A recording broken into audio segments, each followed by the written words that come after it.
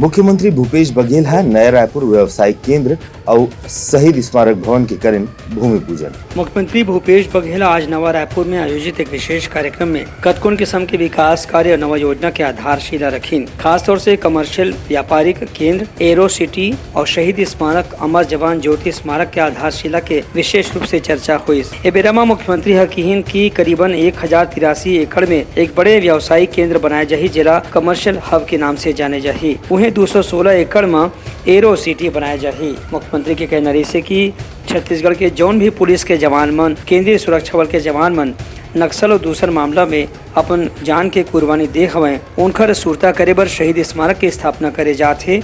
एमा 13 एकड़ के क्षेत्र में एक बड़े केंद्र बनाए जाही, जेमा जवान मन के योगदान के उल्लेख घलो रही। मुख्यमंत्री हकीन की यह सरकार हर वर्ग के चिंता करथे, सुरता करथे, यही पाए के कांग्रेस के प्रति लोगन मन में विश्वास बढ़त जाथे। कार्यक्रम में राज्य सरकार के दूसर मंत्री मन घलो मौजूद रहीन। ब्यूरो रिपोर्ट, उत्तलंघा न्यूज।